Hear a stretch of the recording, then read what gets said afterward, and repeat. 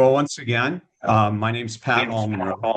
I'm co-facilitator of Third Act Lawyers, and I welcome everybody to the presentation today. Please mute yourselves as you join us. We're getting a little bit of an echo there. Okay, sounds like that's taken care of. For those of you who don't know, Third Act is a volunteer organization of those of us in our third act of life, 60 and older. Third Act was started by Bill McKibben when he realized he was getting a little long in the tooth too. And, Bill is the founder of of 350.org earlier, and decided to move on to Third Act about 3 years ago, I think. Third Act is organized into working groups, some of which are location-based, and some of which are affinity-based. So, for instance, I'm a member of Third Act NYC and also of Third Act Lawyers. We welcome anybody who's interested in joining. You don't have to be 60, but it helps. And you can find out more about Third Act at www.thirdact.org. We'll share some more information at the end of the session today, but I do want to get going with our substantive presentation. And in order to do that, I'm going to hand it over to Ellen Hornstein, who is one of the members of our coordinating committee with Third Act Lawyers, to introduce our presenters. So Ellen, take it away. Thank you very much, Pat. So most election organizations focus on voter access, such as fighting voter suppression and getting as many people as possible at polls as possible. But that's really important, but it's really only half of the battle. And the other half needed for free and fair elections is what happens at the polls and making sure that everyone's ballot gets cast as the voter intended. So that's where Scrutineers comes in, and they train, empower, and mobilize the public to advocate for transparent, secure, and evidence-based elections. And that role is increasingly important given the administration's ongoing threats to free and fair elections, including what we just saw in Fulton County with the seizure of ballots and the gutting of the Election Assistance Commission. And we're so fortunate today to have Eileen Nakamura. She's Scrutineers President and Board Chair, and Mike Labonte, Scrutineers Vice President and Secretary, with us today to talk about practical ways you can help protect the critical upcoming midterms, no matter what state you're in or where you are. So I'm going to turn it over right now to Eileen and Mike. Thank you. So now that we have spent a lot of time on technical difficulties, I'm going to jump right to it. Scrutineer, it's a strange word, right? So what exactly is a scrutineer? It's actually a dictionary word. And in the US, we actually call poll watchers or challengers scrutineers. And in other countries, scrutineers are actually official poll watchers. It really depends on the country that you're in, but it's a person who provides oversight where it's really required, right? And so elections are one of those public activities where oversight is rigorously required. And scrutineers often find mistakes, genuine mistakes, or problems with elections, and is a vital part of elections that we in America have kind of forgotten about. So it's almost a civic duty for us to be a part of elections in this way. So our current election landscape lacks two really important things for elections. One is trustworthiness. We know, and we've heard so many of those, shouts about fraud in elections. And those kinds of rhetoric decreases our confidence in elections, and so the confidence is almost gone in the US. And what can we do about that? What is the mitigation for that lack of trustworthiness and confidence? It's public oversight, right? The more people go and watch elections and see how it's carried out.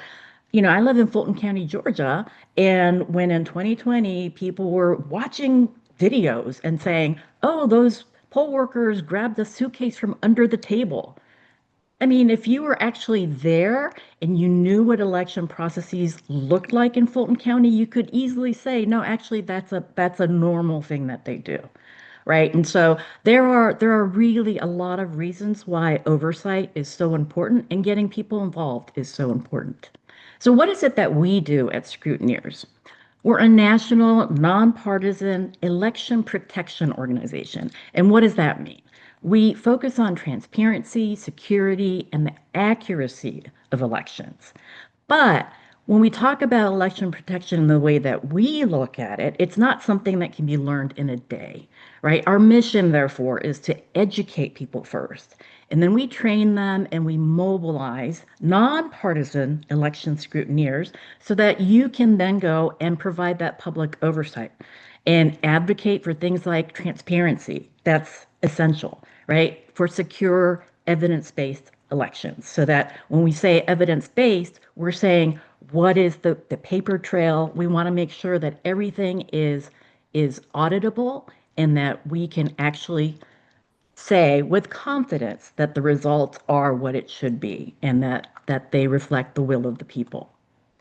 What do we mean when you hear the words election protection, right? That kind of gets thrown around a lot. And the way we see it, there's two different buckets of what people think as election protection. The first is voter access. Ellen mentioned it in the introduction.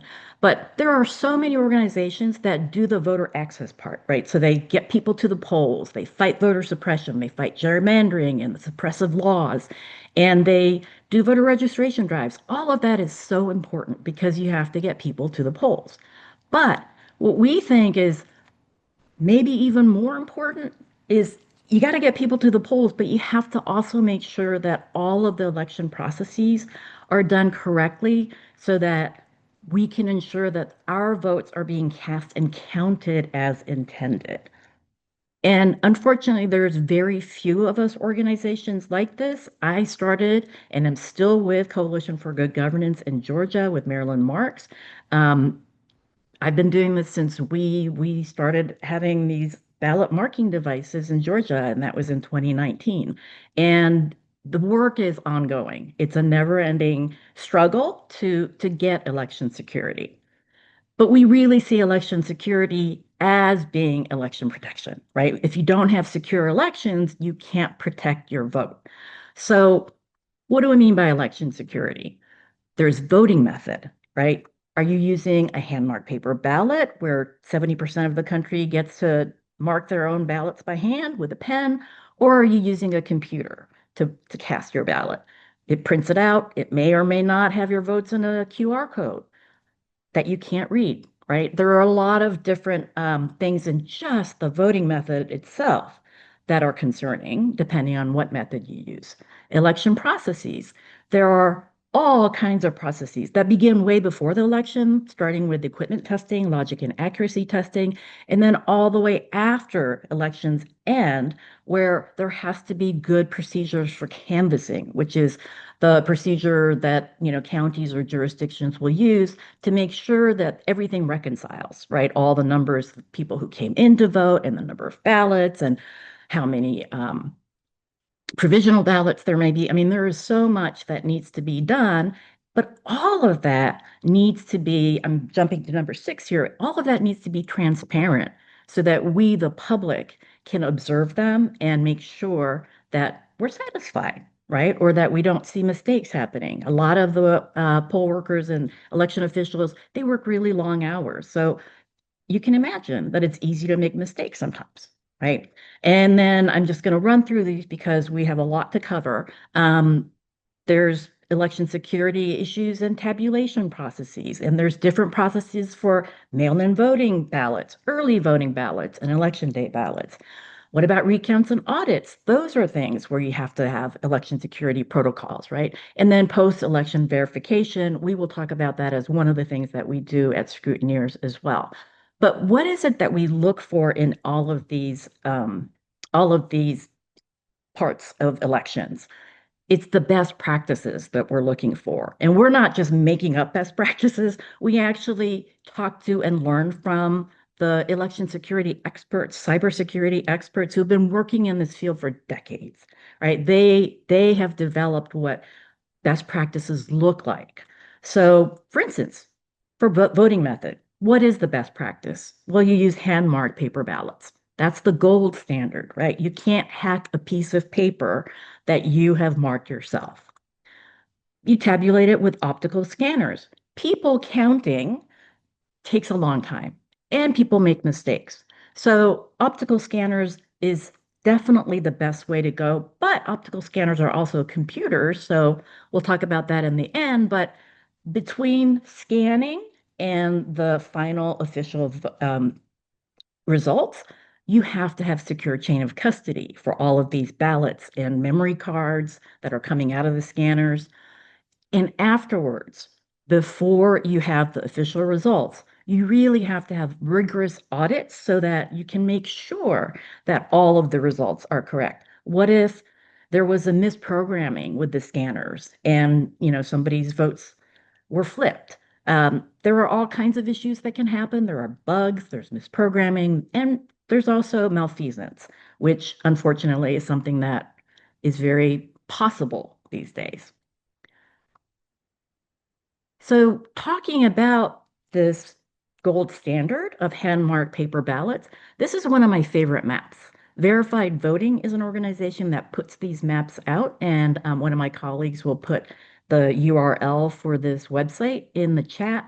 But you can see that all the green areas, those are all states and jurisdictions that use hand-marked paper ballots. So if you're in one of those areas, great.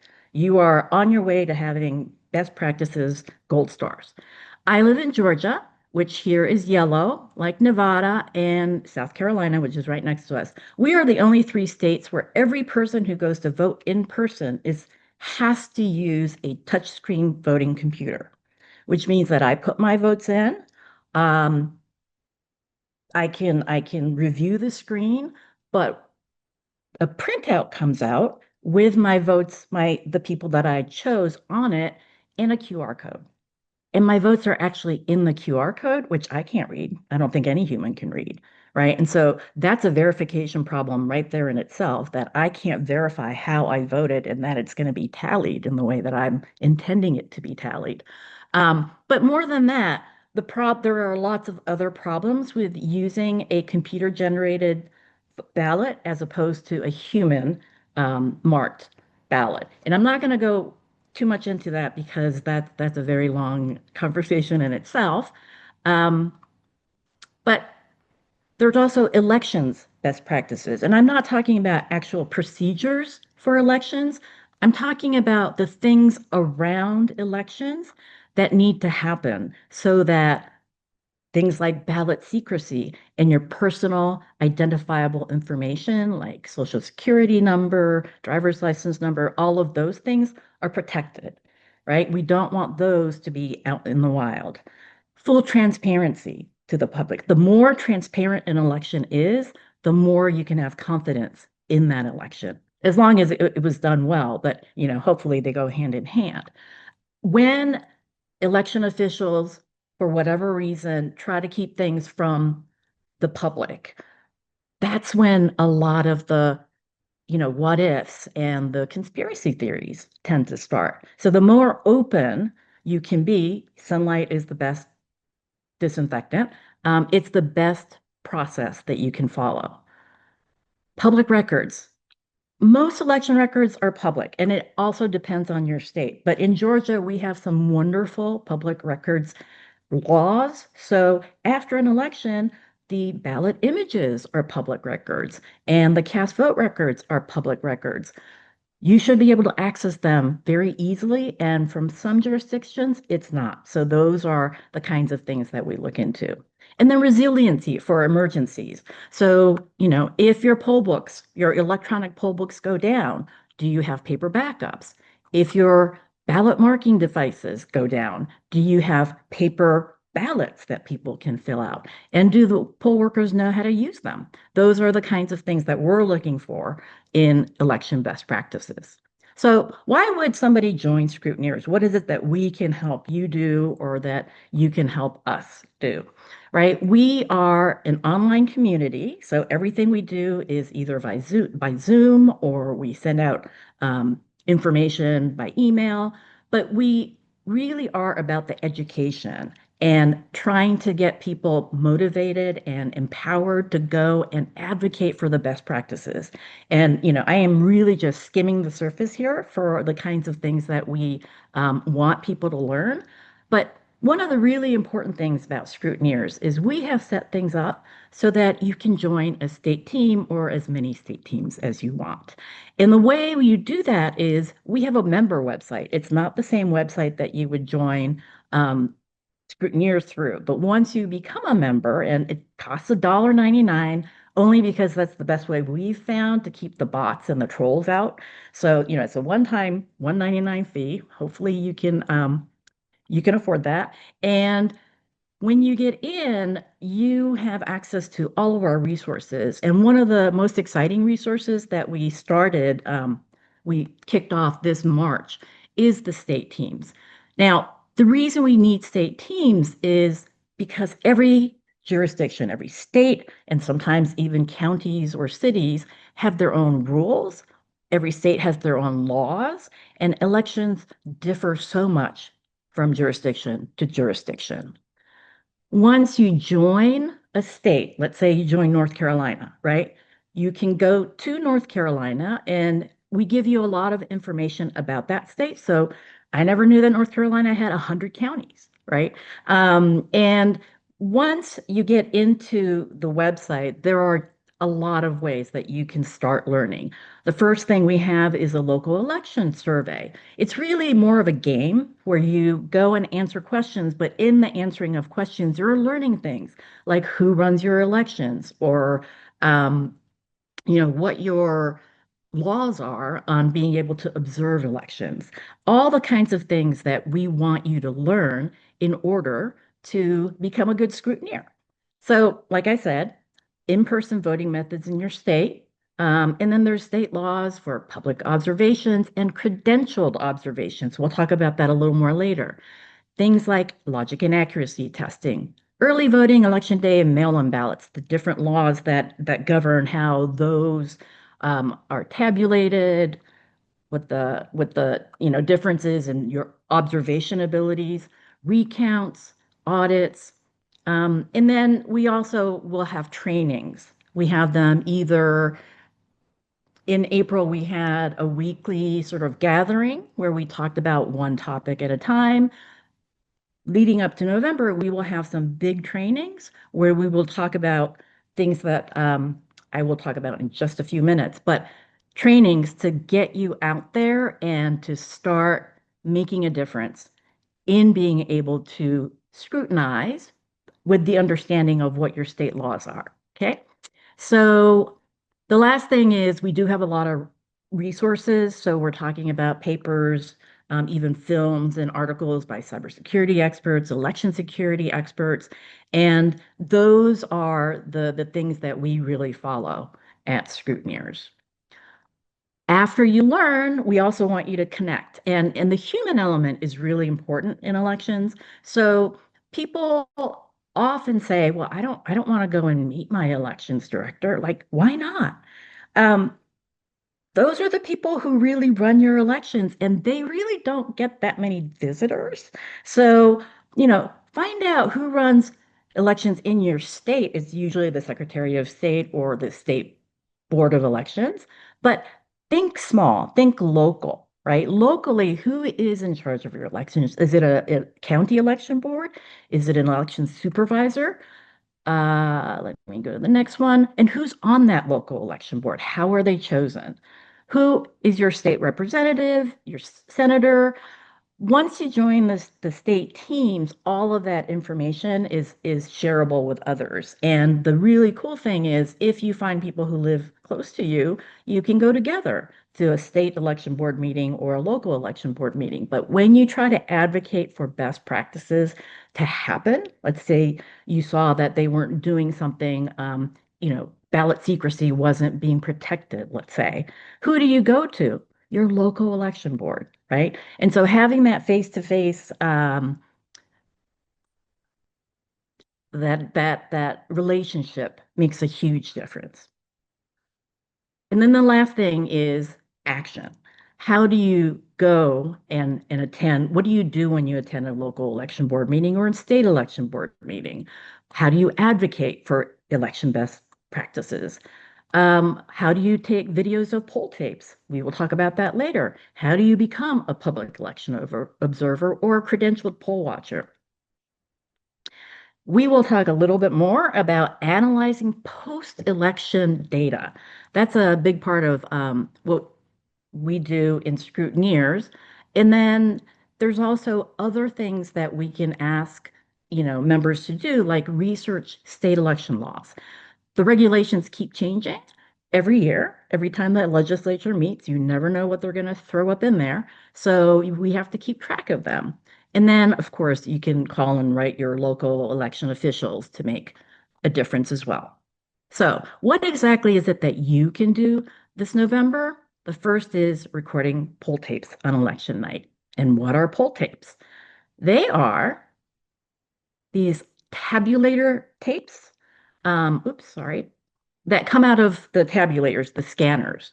And most of the time, you will see them in the polling places on election day and on election night. Many jurisdictions have it by law where the tapes themselves have to be posted where the public can see them. And they look like these. They look like almost like grocery receipts. But if you look really closely, you can see that this is a poll tape with just one race on it. It was a recount race, and it was just for the mayor of Smyrna, Georgia. So very short poll tape. The one next to it, sorry. The one next to it is another, oops, I just messed up my slide there, is a slightly longer poll tape with two races on it.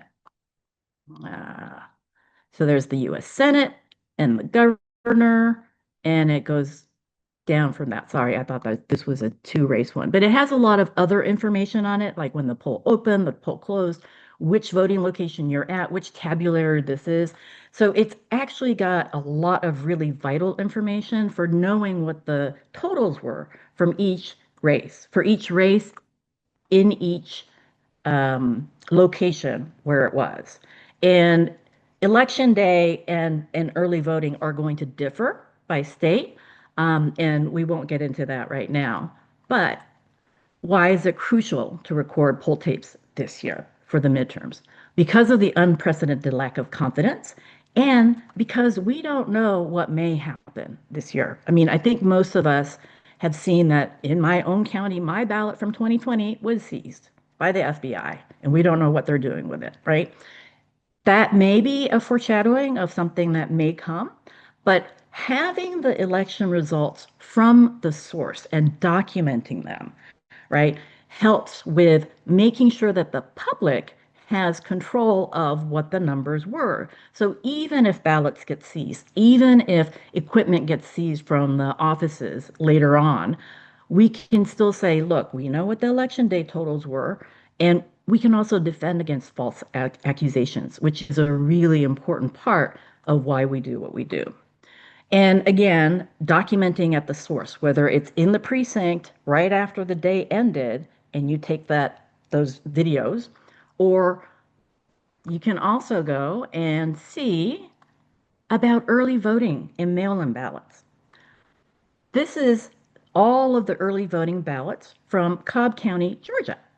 And one of my colleagues went and took all of those. This was a very small race, so thankfully the poll tapes were really short. Sometimes counties go ahead and do this on their own. Wonderful, right? But what if your county doesn't? This is where that relationship starts to work. In 2024, for the big presidential election, I asked my county, Fulton County, to provide the poll tapes from early voting at the main election office because all of the tabulators from early voting go to the main office. They're not allowed to do the tabulation to actually get the results until after the polls close, right? So they start doing that And voila, they did make them available, but guess what they look like? That was kind of a mess.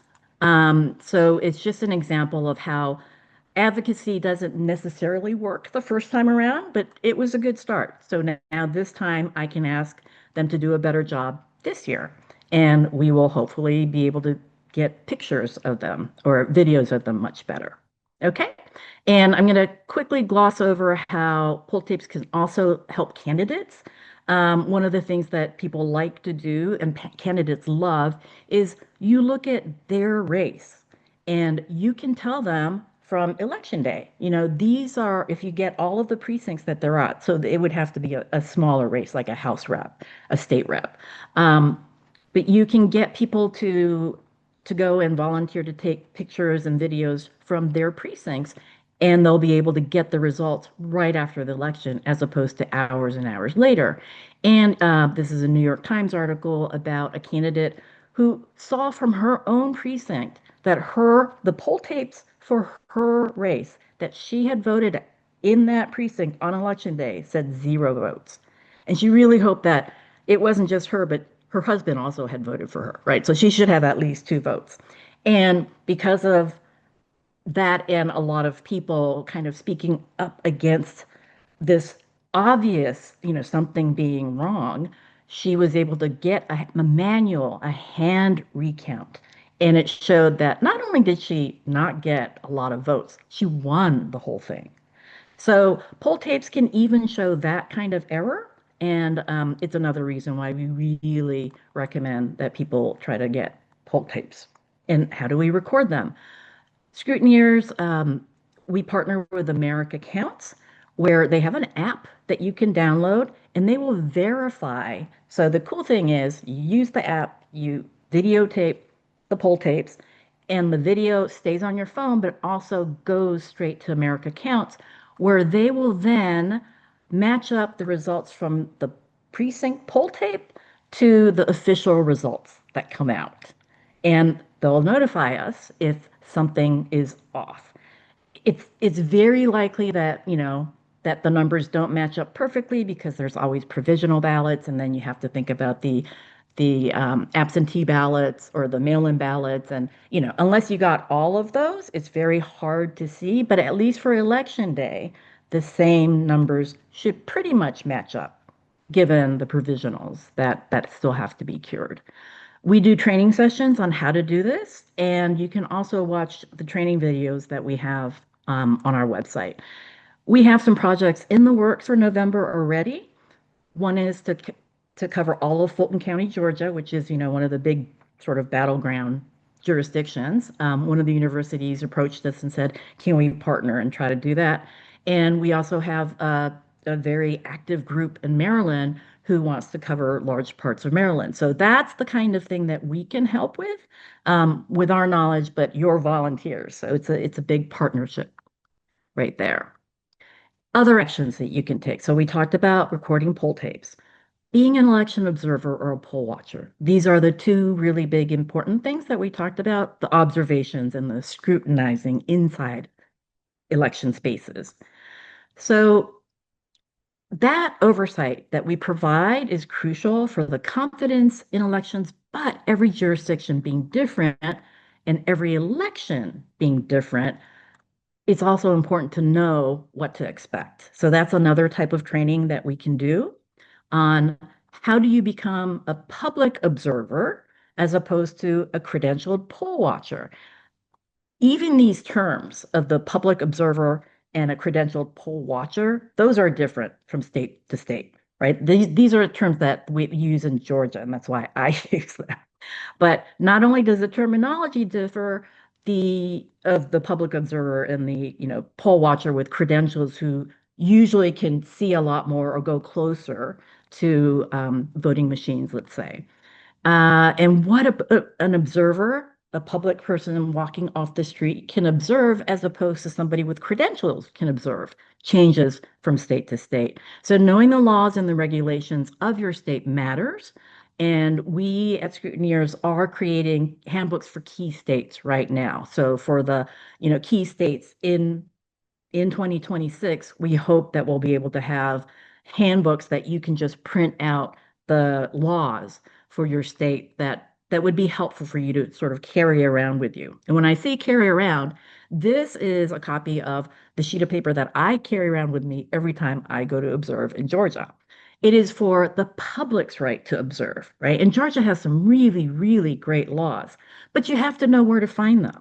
And not all poll workers or poll managers even knows these things. So this is the kind of thing that's helpful to know. And for those of you who are watching who are lawyers, this is the kind of thing that we can use a lot of help with, is in researching this. The other thing that you can do for November is to collect and analyze election results and data. So for that, I'm going to turn things over to Mike Labonte, who is our resident tech guy, and he will give us the information on his program. Okay, thank you, Eileen. And for each slide, just hit the buttons to Going? make the slide Okay, come right in. I I don't know gotcha, what the bills are in advance. Okay, so gotcha. Eileen has talked about the various election processes that we can observe. Here they are on a rough timeline. And what we call the Watch the Counties project begins on election day, specifically at the point where the tabulation of results, where the polls close and the tabulation begins, at about the same time that people are going out and capturing poll tapes. And it continues while they're completing those counts. And then it continues if there's a recount, there may be an audit. Okay, let's go. Next. Okay, now we need to discuss election night reporting. It's not everywhere in the United States, but many jurisdictions, they have web pages where they report their results. These sometimes automatically update as more returns come in. Sometimes you have to hit refresh. There's a couple of companies. One is called SOE Systems, another is called Enhanced Voting. These are fairly major companies that provide these websites. It's turnkey websites for election night reporting. All the election officials have to do is to export certain files from their election management systems, upload it to a control panel, hit a button, and then that's when the results get updated. So no, I'm not done with that one yet, Eileen. Sorry, Sorry. Can you go sorry. back? Yeah. We see updates sometimes 70 times per day on these websites. It's usually more like 10.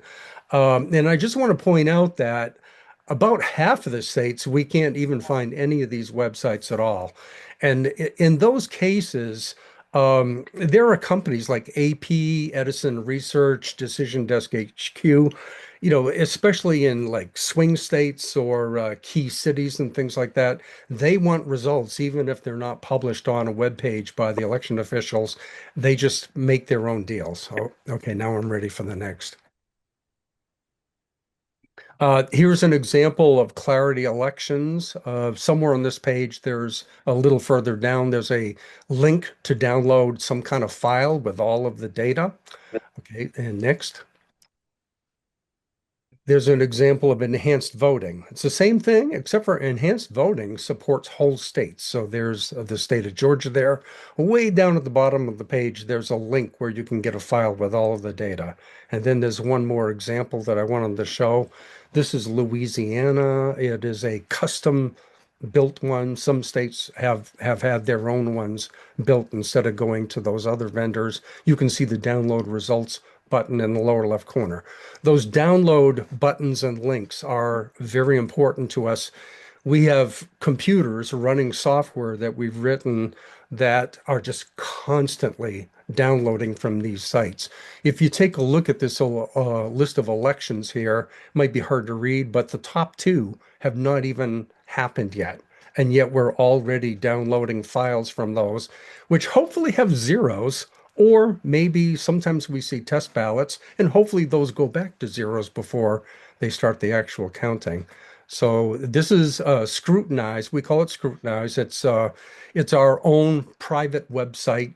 You have to have a login. You have to know where it is. It's only for scrutineers. So let's jump to the next slide.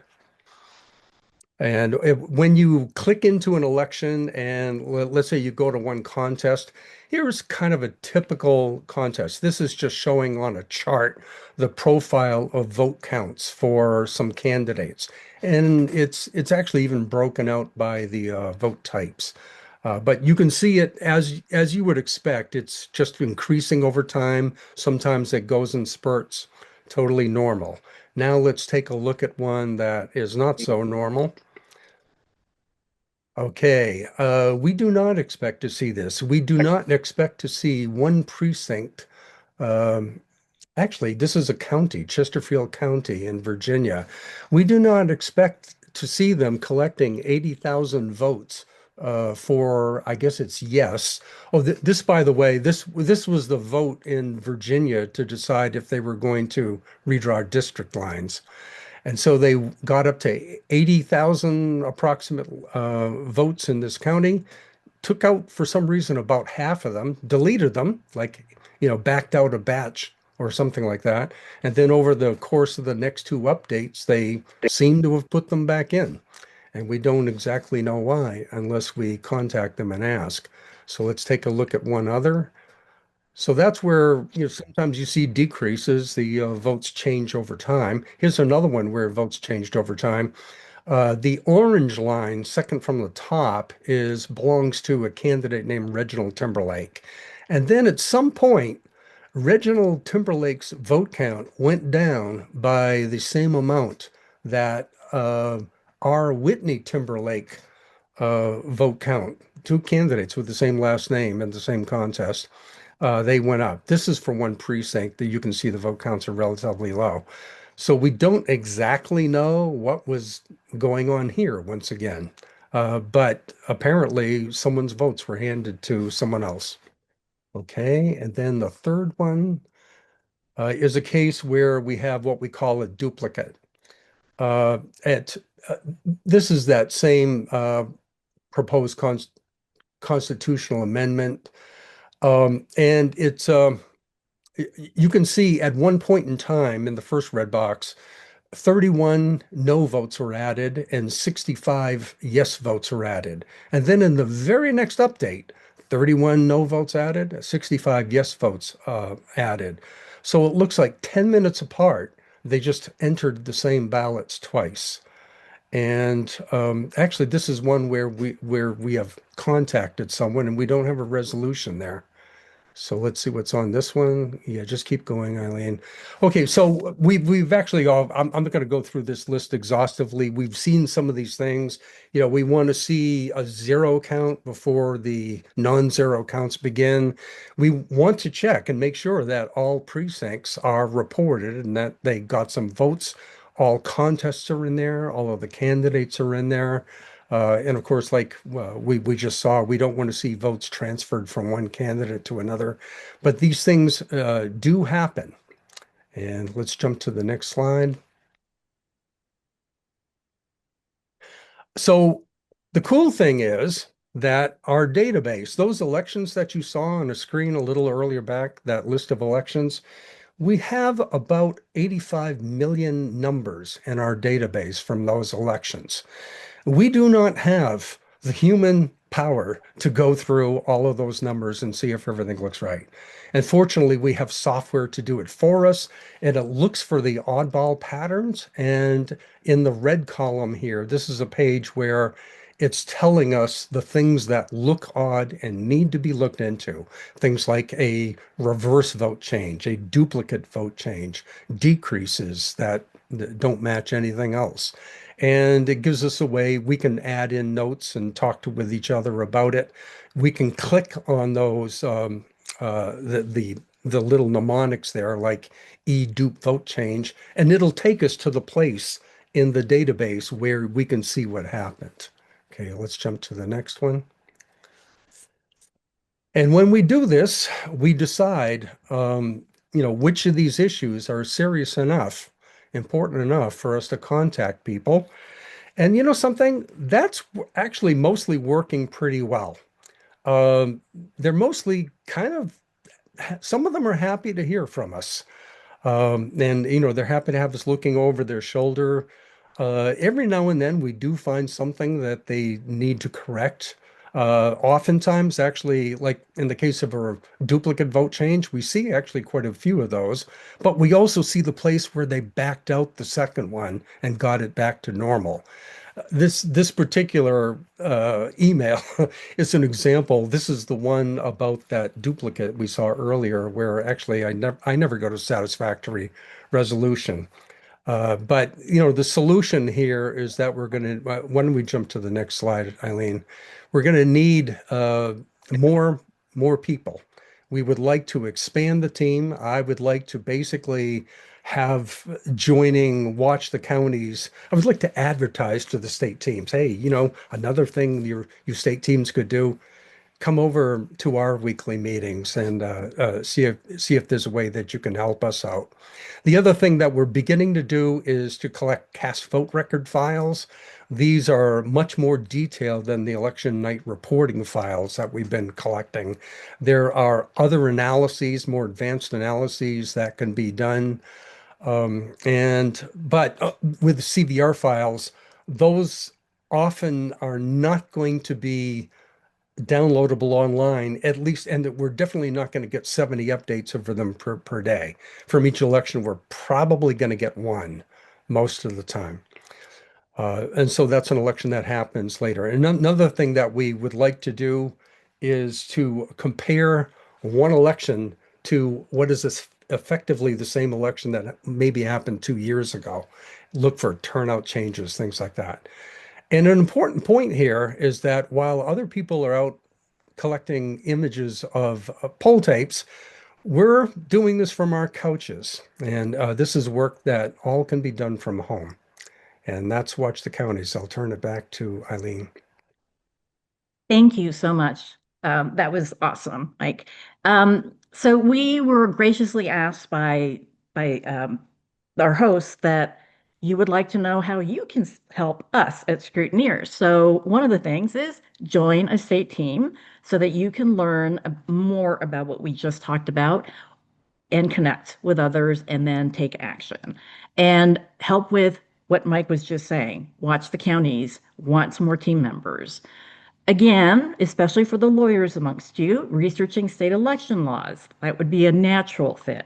Another natural fit is the new election legislation watching.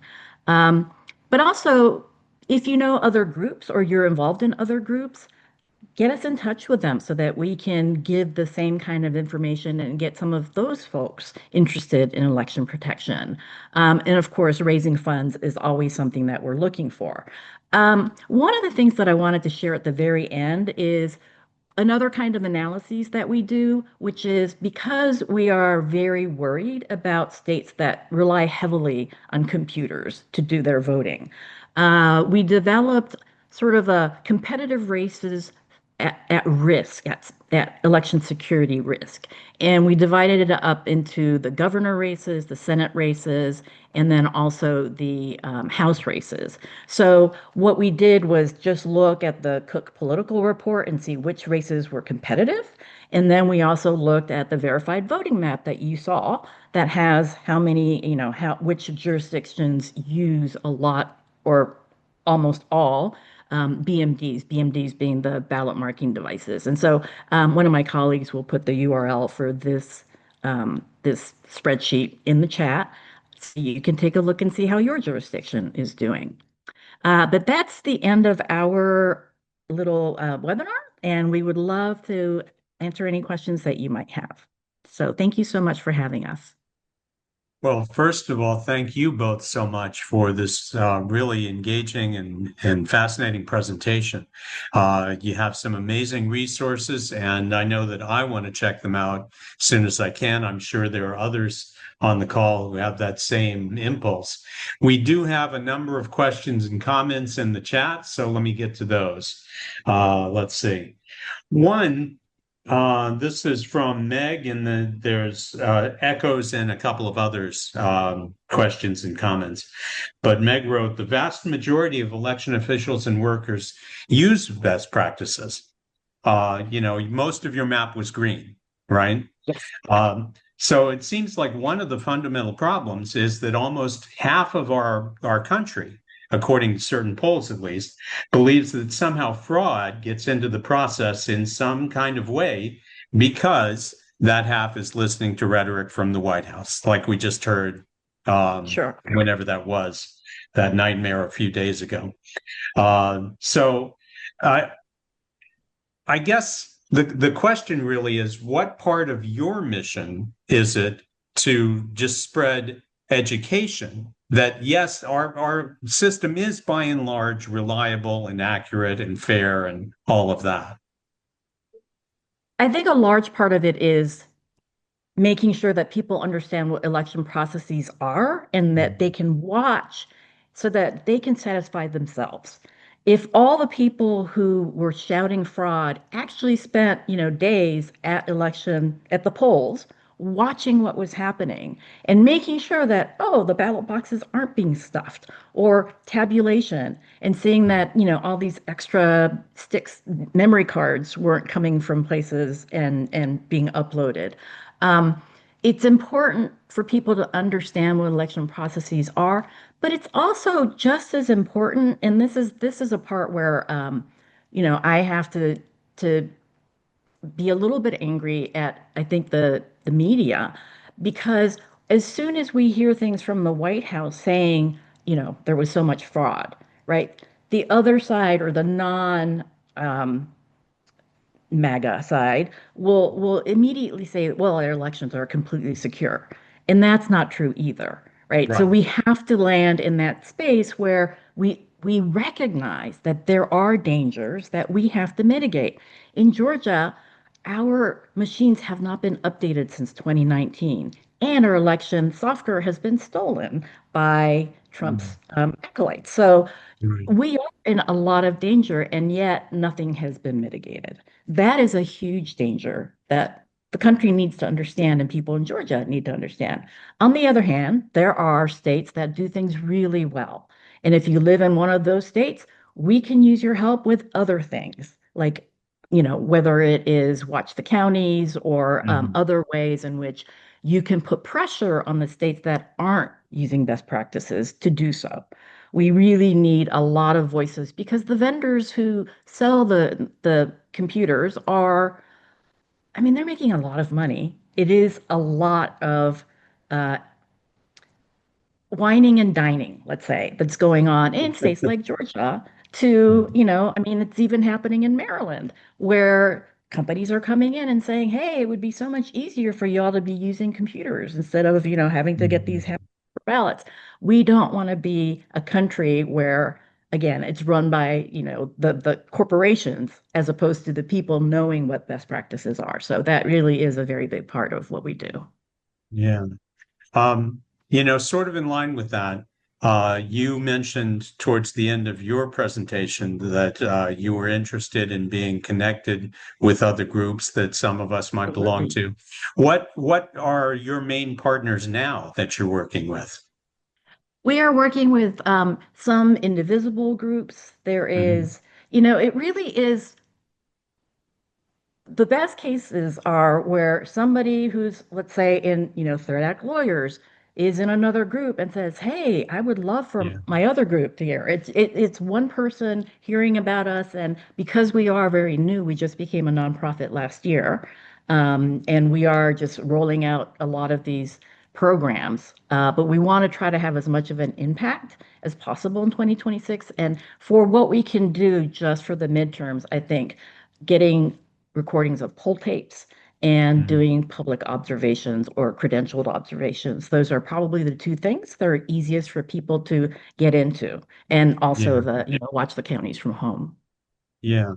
Actually, I'm glad you mentioned that too, because um, it, I don't want to speak too broadly, but given the fact that our membership we're all folks 60 and older, I think it's fair to say we tend to really appreciate opportunities to work from home.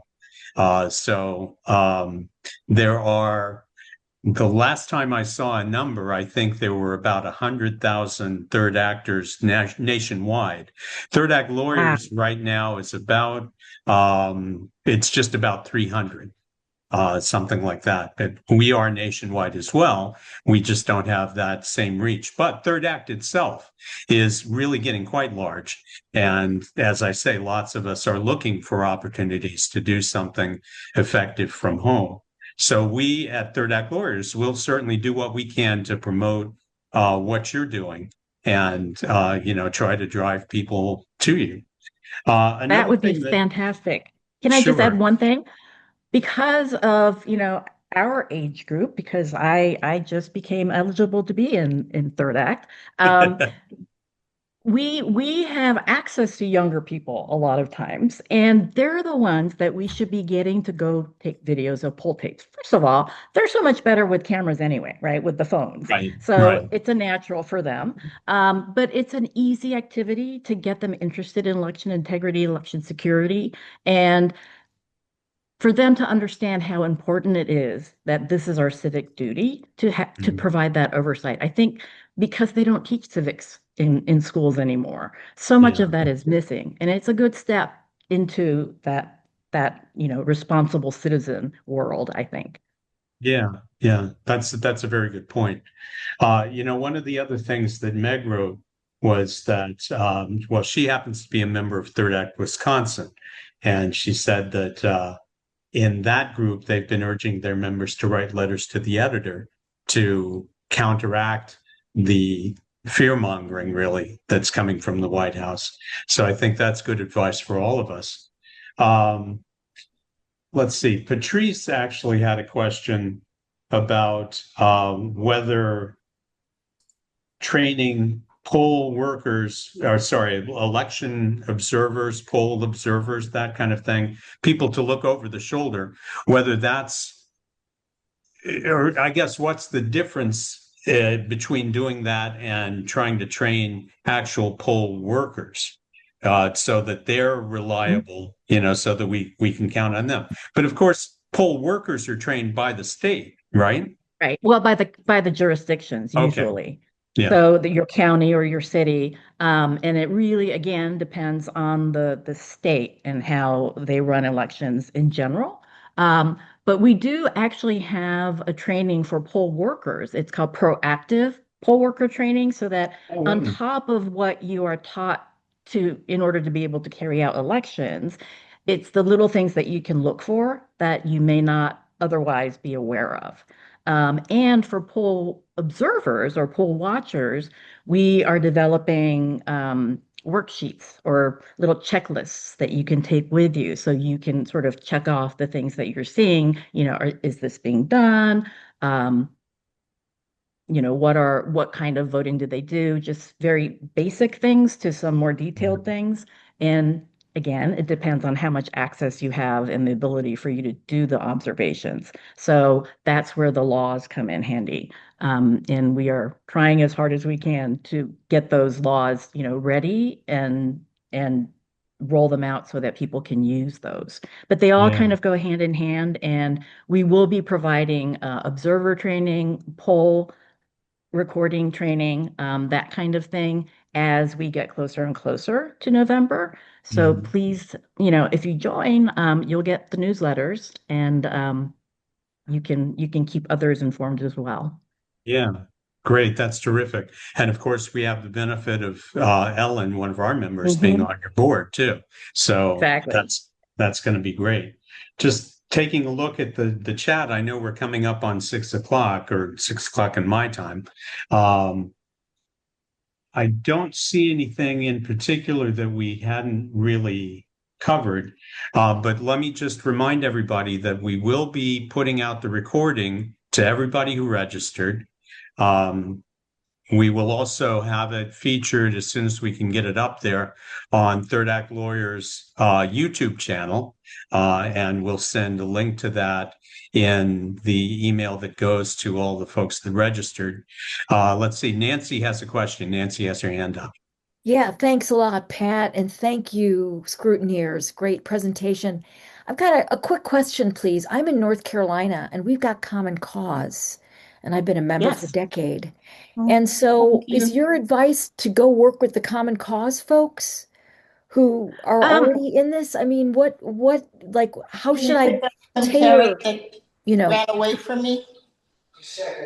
Okay. it is hard to know what each organization is doing, and it's interesting because Common Cause as a national group sort of has one leadership, and then each state has different leadership. And so I can tell you that Common Cause Georgia doesn't necessarily think machines are bad, like computers in our polling places are that bad, which is very, very unfortunate. And I don't know what Common Cause North Carolina's stance is. Like I said, every state is different. I would I would reach out to them, and having any organization to work with is a good thing. I think we're all working towards the same goal, right? We're all pro-democracy. The the things that are different is the way in which we approach some things. And so that's where, for instance, the trainings and the workshops that we have may make a difference in your understanding of how electronics can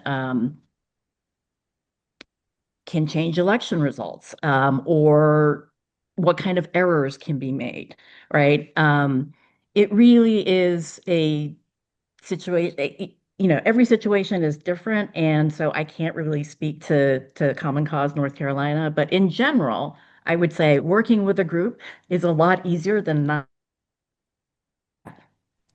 I would say join them and see how it goes. Yeah. Thank you.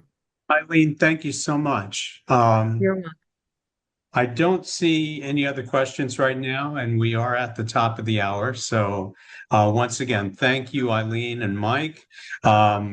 Folks, we will be sending out the recording as soon as we can. Meanwhile, you may want to save the chat yourselves. There are a few links in there that you might want to follow, but the chat will also be coming with the recording. So once again, thank you everybody for being with us today. Thirdact.org is our organization, and Eileen was kind enough to put her email in the chat. It's Eileen@scrutineers.org. So you can get in touch with her if you want to. You can get in touch with Third Act lawyers, and we'll figure out just how to get you involved at a level that is appropriate and something that works for you. So thanks once again, everyone, and have a good evening. Thank you for having us. Thank you. Bye-bye.